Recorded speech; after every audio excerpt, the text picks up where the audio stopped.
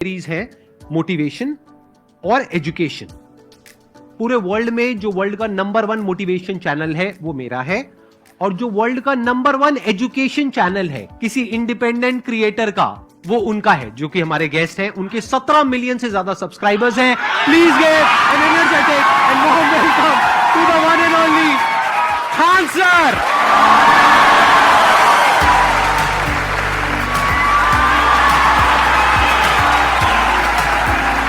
क्या हाल चाल जी, कैसे हैं आप?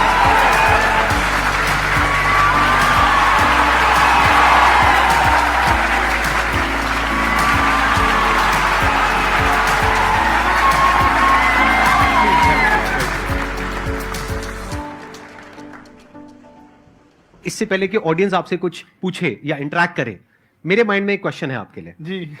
जो बच्चे हैं वो आपके इतने दीवाने क्यों हैं, इतने पागल क्यों हैं आपके पीछे? मतलब मेरे कमेंट सेक्शन में भरा पड़ा था, खान सर कब आएंगे, खान सर कब आएंगे। मतलब ऐसा क्या जादू कर दिया आपने बच्चों के ऊपर?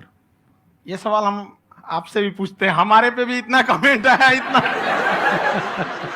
मेरे तो ऑफिस में लोग चले आए कि सर कब जा रहे हैं। अच्छा। क्योंकि हम लोग का तो एग्जैक्ट है वही पढ़ाना है। हाँ।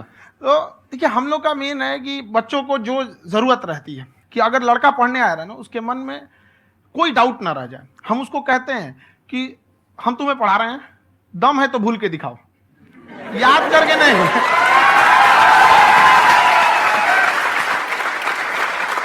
प्लस आप जिस प्राइस पॉइंट पे पढ़ा रहे हैं, आई थिंक वो सबसे कम है, वो बहुत ही कम है। सर ये जो फीस का कल्चर है, ये हमारा इंडियन कल्चर नहीं है। हमारा इंडियन कल्चर गुरु दक्षिणा है, उस हिसाब से वो सही है। ऑक्सीजन जैसे जिंदगी के लिए जरूरी है, वैसे एजुकेशन जरूरी है। कोई ये नहीं कह सकता है कि पैसे की वजह से वो खान सर के यहां से लौट गया। क्या बात है।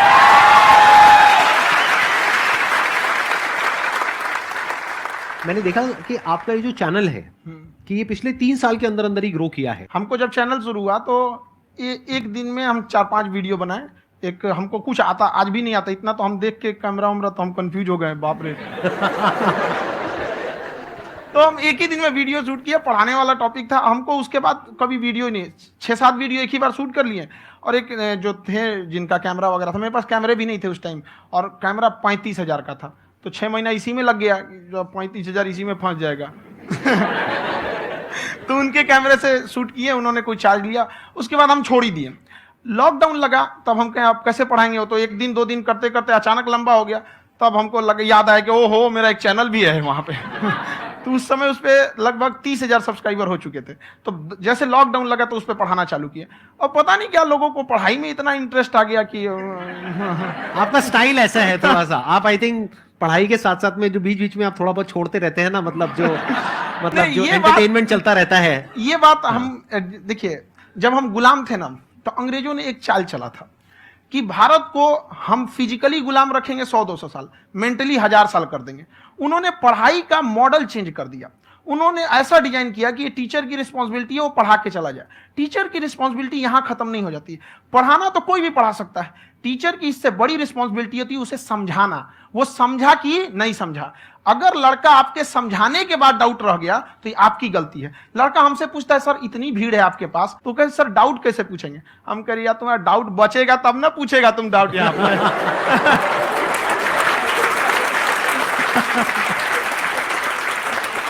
कॉन्फिडेंस नेक्स्ट लेवल है खान सर का, मानना पड़ेगा। और शायद यही वजह है इनकी जो ग्रोथ है उसका।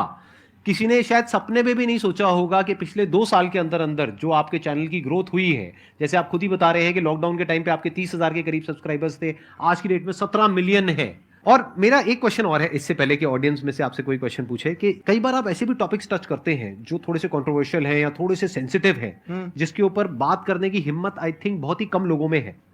तो आपको कभी ये नहीं लगता है कि कहीं ज्यादा तो नहीं हो रहा है, इसको थोड़ा रोक देते हैं, थोड़ा कम कर देते हैं? क्योंकि कोई लाइन ही नहीं है वैसे तो बोलने को, तो आप कुछ भी बोल दो, कितना भी बोल दो। हुई है कंट्रोवर्सी बहुत बार। एक्चुअली बचपन से हमको फौज में जाना था, और फौज वालों के लिए ये सब मायने नहीं रखता। उसको करना है मतलब करना है, तुम सामने कुछ भी रहो, डजंट मैटर।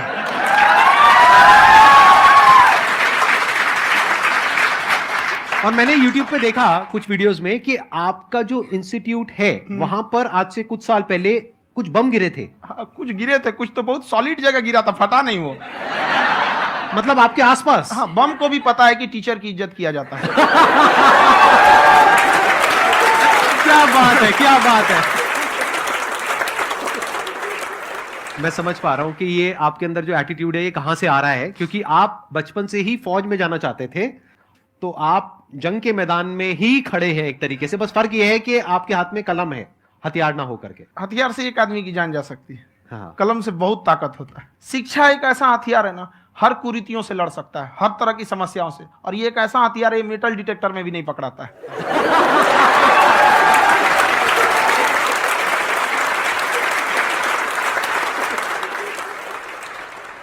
मेरा क्वेश्चन ये है कि अभी प्राइवेट ऑर्गेनाइजेशंस में पीटने का, पनिशमेंट का ये सिस्टम जो है खत्म हो गया है। हम आपके वीडियो में देखे हैं सर कि आप एक बड़ा सा रोल रखे रहते हैं, पुलिस है ना? वाला लाठी है वो, पुलिस वाला लाठी है, और स्टेज पे बुला के बच्चों को उसी से धुनाई शुरू कर देते हैं मस्त एकदम से, है ना? तो सर मतलब कि बच्चे मतलब कि डरते नहीं हैं आपसे, और इस तरीके से कैसे कनेक्टेड हैं आपसे, है ना? और एक और क्वेश्चन सर, यूपीएससी का जो आप अपना बैच स्टार्ट करने वाले हैं, ठीक है, उसके बारे में बताइए सर, क्योंकि मुझे मतलब कुछ इशू करना है सर, ठीक है? और संदीप सर को देख लिए, मेरा तो वैसे ही हो जाना है।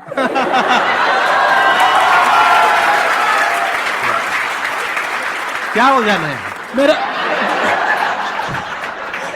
पूरा कंप्लीट करो। I'll be an IAS officer next year because I have seen you, sir. My day is like complete, sir. All the best. Thank you so much, sir. Thank you. पूरा बोला करो। Thank you. देखिए, लड़कों को जहां तक पीटने की बात है, जब पढ़ाने की बात आएगी तो उसको हम पूरे बेहतरीन ढंग से पढ़ाएंगे। लेकिन जब सजा देने की बात आएगी ना, तो वो भी बेहतरीन ढंग से होगा। ऐसा थोड़ी होगा कि बस एक ही चीज बेहतरीन ढंग से होगा। और डर का होना बहुत जरूरी है। ये डर भी अपने आप में एक मोटिवेशन है, क्योंकि जब आपके अंदर एक थोड़ा सा डर रहे ना, तो डर के भागिए मत। एक ऐसा डर जिसको आप लगे कि नहीं नहीं थोड़ा सा और करने की जरूरत है, फिर तो ये हम इसको क्रॉस कर जाएंगे आप। तो लड़कों के अंदर ये डर बनाना भी जरूरी रहता है। और रही बात यूपीएससी वाले की, जो आपने बोला, बहुत सारे लड़के वेट कर रहे हैं यूपीएससी की, क्योंकि 2-2.5 लाख फीस सारे लोग एफोर्ड नहीं कर सकते। और हमारा वही रहता है, हम तो ज्यादातर हमारे स्टूडेंट देखेंगे तो किसी के रिक्शा वाला, सब्जी वाला, यही लोग, इनको तो 2.5 लाख रुपए, इनके पास पूरी संपत्ति नहीं होती है, फीस कहां से भरेंगे वहां पे, उसके बाद रहेंगे कहां से? तो ऑल ओवर इंडिया से, कश्मीर से कन्याकुमारी तक, गरीब से गरीब भी लड़का उसको पढ़ सकता है। यही कुछ 1000 रुपये मंथली, 12-14 हजार साल का पड़ेगा, खत्म हो जाएगा इतना में।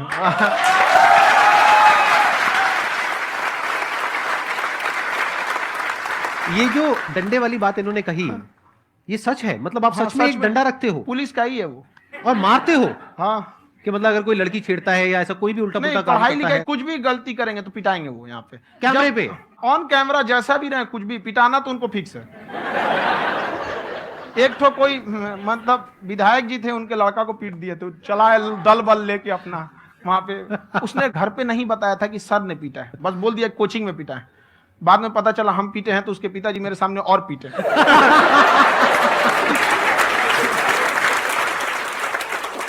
सर आपका सबसे बड़ा डर क्या है, आप दोनों का? फौजी को डरे नहीं लगता है। बाकी अफसर से पूछिए। आज के सेशन से पहले कोई डर नहीं था, लेकिन अब मुझे इनकी डंडे वाली कहानियां सुन करके डर लग रहा है कि कहीं मैंने गलती से कुछ बोल दिया अरे ऐसा और नहीं। इन्होंने कहीं पीछे कुछ रखा हुआ है, और यही आ करके अगर इन्होंने मेरी पिटाई कर दी तो बहुत बुरा हो जाएगा। तो इसलिए हमको थोड़ा डर लग रहा है।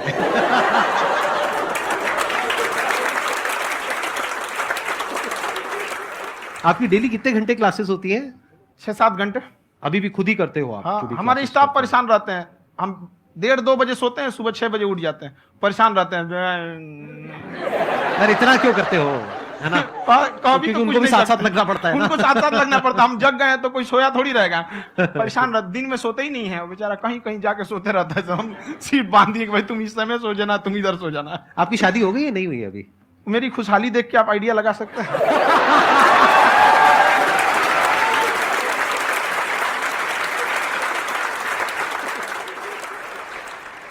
First of all I would like to say sir thank you so much to you and to your team कि आपने मुझे यहाँ आने का मौका दिया। एंड सर अब तक मैंने आपको सिर्फ फ़ोन या लैपटॉप में ही देखा है दोनों को, आज फर्स्ट टाइम लाइव देख रही हूँ तो बहुत अच्छा लग रहा है। तो मेरा क्वेश्चन ये है सर आपसे, जब हम लाइफ में कोई डिसीज़न लेते हैं कि हमें ये पर्टिकुलर चीज़ करनी है, और क्योंकि हम डिसीज़न लेते हैं तो हमारी आदत है कि पहले हम 4 लोगों से पूछते हैं कि तू बता तेरी क्या राय है, तू बता तेरी क्या राय है। तो उनमें से अगर कोई हमें कह देता है कि ये बेकार डिसीज़न है मत कर, तो हमारा माइंड कहीं ना कहीं डाइवर्ट होने लगता है और उसकी वजह से हम अपना डिसीज़न चेंज कर देते हैं। तो तो मेरा क्वेश्चन ये है कि कैसे हम अपने डिसीजन पे स्टिक रहे, कैसे हम जो दूसरे के ओपिनियन है उनको अफेक्ट ना होने दें अपने ऊपर।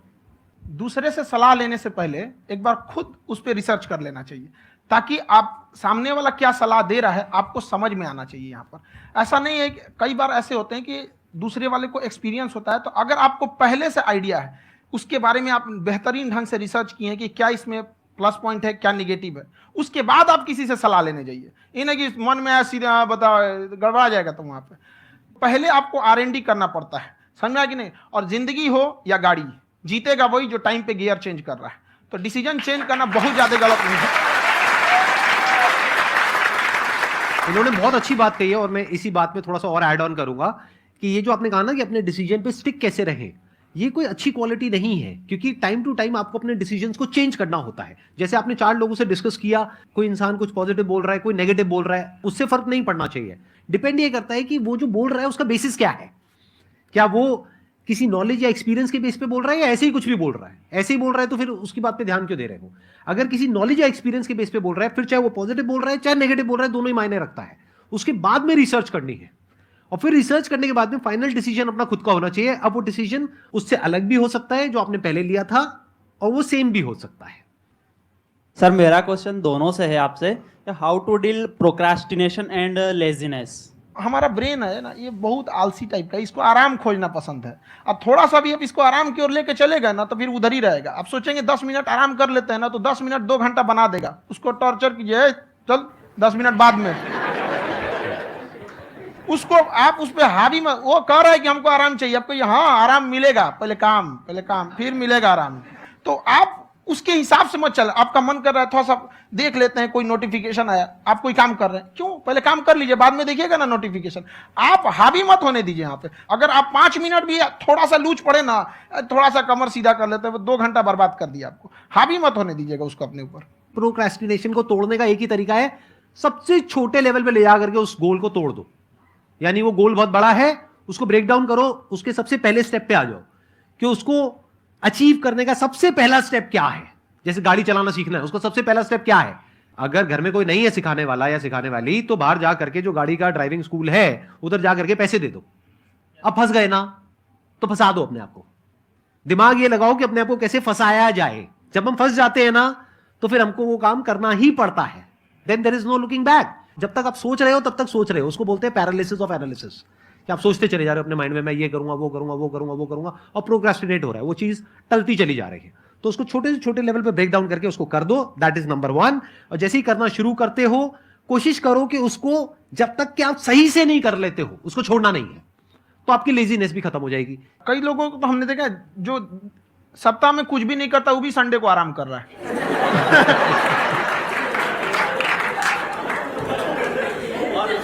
वैसे कहा भी जाता है कि अगर कोई काम आपको करवाना है ना तो ऐसे किसी इंसान को दो जो बिजी है, हाँ। ऐसे आदमी को मत दो जो खाली है। ये परफेक्ट एग्जाम। किसी को भी आप देखिएगा जिसको आप कहते हैं कि मतलब थोड़ा ठीक ठाक आप समझते हैं कि नहीं ये बहुत आगे निकल, वो एक काम को खत्म करने के बाद कभी आराम नहीं करेगा। एक काम खत्म हुआ उसको लगेगा हाँ एक खत्म हो गया, अब दूसरा करना चाहिए। और वही जिसको देखिएगा एक खत्म हो गया और आराम करना चाहिए, कभी नहीं, लाइफ में आखिरी सांस तक।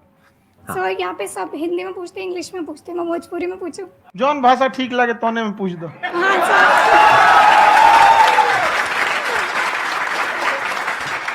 सर ये पूछे के चाहते नहीं कि जैसे हमने के पढ़ाई करे निशान, तो कभी कभी डेली टारगेट्स जो होला वो कंप्लीट ना होला। अगर टारगेट्स कंप्लीट भी होला तो फिर ऐसा इरिटेशन या फिर वो एंजाइटी या फिर कि और करना है या फिर अभी नहीं हुआ, वो चीज़ हमेशा रहेला। तो वो कम कैसे करल जाए? देखिए टारगेट्स को ना हम लोग को एक अपने हिसाब से पहले फिट करना चाहिए। ऐसा नहीं कि दूसरे किसी इंसान को देख के हम टारगेट फिट कर ले। कोई लड़का 8 घंटा पढ़ रहा है, कोई पहली बार अभी पढ़ना ही चालू किया, उसको देख के 8 घंटा पढ़ेगा तो पढ़ाइए छोड़ देगा। तो आप अपनी क्षमता के हिसाब से देखिए कि आप कितना पढ़ सकते हैं। अगर आपने एक घंटे को बना लिया कि हम 1 घंटा पढ़ सकते हैं, अगले 1 हफ्ते तक उसको सस्टेन रखिए। जिम में कैसे करते हैं लोग, पहले दिन उठा लीजिएगा 1 कुंटल तो हार्ट अटैक हो जाएगा। तो वो धीरे धीरे टारगेट सेट कीजिए और अपनी क्षमता को भी देखिए। हर इंसान की क्षमता अलग है। कंगारू को देख के हाथी छलांग मारेगा, पैर तोड़ के बैठ जाएगा।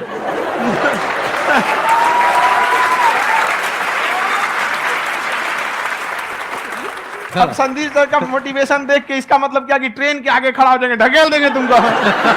हालांकि ऐसा कर देते हैं, लेकिन ऐसा करिएगा लोग नहीं, क्षमता पता होना चाहिए।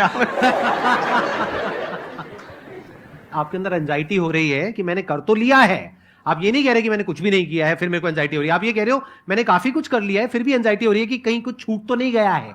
तो बेसिकली आपको ये देखना है कि अगर आपके अंदर ये एंजाइटी हो रही है, that means you are a very good student, आप एक अच्छे स्टूडेंट हो। क्यों? क्योंकि बहुत सारे स्टूडेंट्स तो ऐसे हैं उनको पढ़ने के नाम से एंजाइटी होती है। तो आपको एंजाइटी हो रही है कि मैंने पढ़ लिया, दिन में मानो 8 घंटे का आपने टारगेट सेट किया और 6 घंटे पढ़ लिया, या मान लो 8 घंटे भी पढ़ लिया, फिर भी एंजाइटी हो रही है कि मैंने 10 घंटे नहीं पढ़ा। तो ये तो अच्छी क्वालिटी है ना, ये तो एक ब्रिलियंट स्टूडेंट की क्वालिटी है, क्योंकि एंजाइटी उसी को होती है जो केयर करता है, जिसको परवाह है, उसी की तो एंजाइटी होती है। जैसे माँ को अपने बच्चे की, जैसे एक माँ को अपने बच्चे के, जैसे एक माँ को अपने बच्चे को लेकर के एंजाइटी होती है। हंस लो मजाक उड़ा लो मेरा। कोई बात नहीं, एडिट कर देंगे इसको हम। हाँ,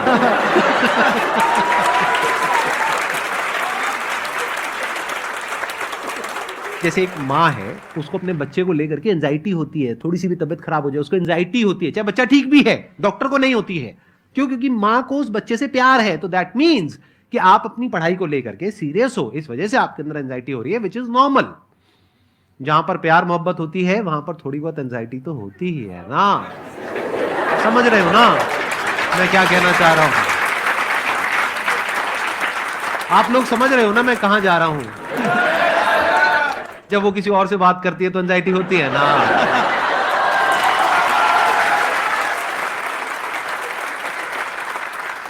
सर, आपकी स्टोरी हमने सुनी थी, तो एक टाइम आया था जब आप गंगा किनारे जाके बैठ गए थे, उस समय आपको कुछ समझ नहीं आ रहा था। तो उस समय मतलब आपने ये डिसीजन कैसे लिया कि अब आगे नहीं, यहाँ से वापस जाना है? रास्ता ही नहीं था। घर जाने के लिए एटलीस्ट 90 रुपए चाहिए थे, जेब में 40 रुपए थे, कैसे घर जाते हैं? और हम गंगा के किनारे चुपचाप बैठे बैठे हम कहें कि अब बहुत टेंशन हो गया, अब घर जाना चाहिए। रूम पे, तो किराए के रूम पे ही आदमी सारे लोग रहते। गए वहां पे तो रूम लॉक हो गया था, तुम खटखटाए तो ऊपर से गुस्सा से बोले जो ऑनर थे, क्या टाइम हो गया है? तुम कहे 9-10 बज रहा होगा। घड़ी देखिए तो 2 बज रहा था रात का, 2-2:30 बज गया था वहाँ। टेंशन में आप तो होता है, कई बार ऐसा समय आएगा कि लगेगा जैसे अब कुछ नहीं हो सकता है। तो इससे घबराना नहीं है, कभी कभी गुच्छे की आखिरी चाबी भी ताला खोल देती है। जो बातें आपने बताई कि घर में प्रॉब्लम्स ये वो, ये तो बहुत लोगों ने फेस करी वहां पर, आप अकेले नहीं है, बहुत लोगों ने ये प्रॉब्लम्स फेस करी, बहुत तरह की प्रॉब्लम्स देखी, बहुत तरह की स्ट्रगल्स देखी, लेकिन वो सब इतने कामयाब नहीं हो पाए जितने कि आप हुए। तो आपके अंदर ऐसा कुछ ना कुछ है जो औरों के अंदर नहीं है। तो वो मैं जानना चाह रहा हूं कि वो ऐसा क्या था जहां से कि आपका दिमाग यहां तक सोच पा रहा है कि मैं पूरे इंडिया में इतने बड़े लेवल का चेंज लेकर के आ सकता हूं, एजुकेशन फील्ड में रेवोल्यूशन लेकर के आ सकता हूं। ये सोचना ही बहुत लोगों के बस का नहीं है। मेरी एक खुद की थिंकिंग, अगर हमको कोई 100 रुपए किसी काम के लिए दिया, हम सबसे यही कहते हैं, तो हम कोशिश करते हैं उसे 200 का रिटर्न दे। अगर कोई हमसे 200 रुपया फीस दे रहा है, 250 दे रहा है, तो हम उसको ये कोशिश करते हैं कि तुम्हें ऐसा लगे कि नहीं भैया हमने 10-20 हजार का पढ़ लिया यहाँ पर। वो ईमानदारी से कभी कमी नहीं। और हमेशा अगर हम प्रॉमिस एक्स का करते हैं तो डिलीवर 4x करना चाहते हैं। ध्यान से सुनना और ध्यान से समझना इस फर्क को, अगर आप समझ पाए तो बहुत आगे जाओगे लाइफ में। एक वो होते हैं जो ये सोचते हैं कि हमें सब कुछ मिल जाए, हमें कुछ भी करना ना पड़े। दूसरी कैटेगरी होती है लोगों की जिनको जितना मिलता है उसमें भी चोरी चकारी करते हैं या कोशिश करते हैं कि उससे कम दे सामने वाले को जितना कि हमें मिल रहा है। तीसरी कैटेगरी होती है लोगों की, जो इनके जैसे लोग होते हैं, वो क्या करते हैं, वो ये सोचते हैं कि अगर मैंने किसी से 1 रुपए भी लिया, देखा जाए तो 200-250 रुपए कुछ भी नहीं होता है, 200-250 रुपए अगर मैंने लिया तो कैसे उसको 400 रुपए की वैल्यू दूं। ये जो थिंकिंग है ना, यही एक फर्क होता है एक ऐसे इंसान में जो बहुत आगे निकल जाता है और उस इंसान में जो मीडियोकर रह जाता है। आप अपने आप को अपने आप के ऊपर समय दीजिए, उसको डेवलप कीजिए। जब आप अपने आप के ऊपर खर्च करते हैं तो आने वाले समय में लोग गूगल पे आपको सर्च करते हैं। क्या बात है सर, ये आपने अभी बनाया है या ये कोई पुराना आपका वो है? बनते रहता है इसे, फ्लो में बन जाता है। आपके अंदर ना सर एक कवि छुपा हुआ है कहीं ना कहीं जो बाहर आना चाहता है। कभी ना कभी आपने सोचा होगा कुछ। हाँ, कभी कभी देखिए, एक चीज है, संगत का बहुत अच्छा असर पड़ता है। ये चीज को हमेशा, संगति का मतलब लोग हल्के में ले लेते हैं। संगति का मतलब होता है संग संग गति। तो अच्छे लोग के साथ रहेंगे तो संग संग अच्छी गति होती जाएगी, खराब में रहेंगे तो ये भी होता है। बट अपने आप को थोड़ा सोचना चाहिए कि हम केवल जी के मर जाएं इसके लिए नहीं आए हैं। लोग कहते हैं कि सर नाम क्यों नहीं बताते अपना, हमारी एक ही सोच है कि जाने के बाद इस दुनिया से हमको मतलब एक चीज देना चाहते हैं स्टूडेंट्स को कि वो याद करें कि इस पैसे की भाग दौड़ की दुनिया में हर कोई दोनों हाथ से लूटने में लगा है खाली हाथ जाने के लिए, ये सबको लगा है। तो हर कोई को ये सोचना चाहिए कि था कोई इंसान जो इतने कम फीस में इतनी शिक्षा जो महंगी थी, जो कमाने का रास्ता था, उसको भी एकदम कंपटीशन इतना कर दिया कि अब लोगों को अपनी फीस बढ़ाने में डर लगता है कि अरे यार, लड़का कमेंट करता है कि खान सर इतना ले रहे हैं, आप बहुत बड़ा टीचर हो गए।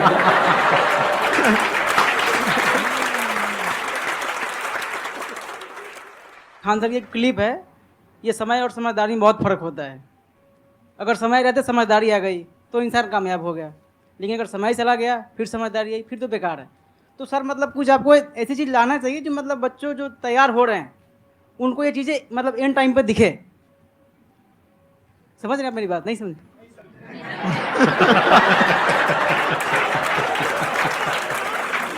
यही होता है सर का मोटिवेशन ज्यादा हो जाता है।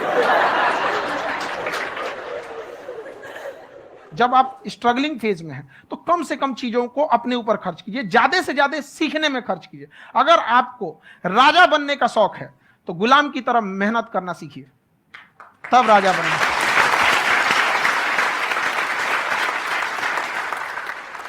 ये दुख, ये दर्द, ये सब तेरे अंदर है। तू अपने बनाए इस पिंजड़े से बाहर निकल के देख, तू अपने आप में एक सिकंदर है।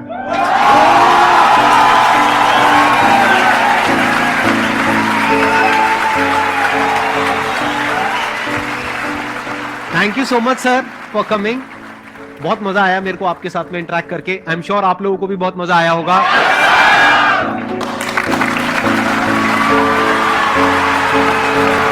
Thank you so much.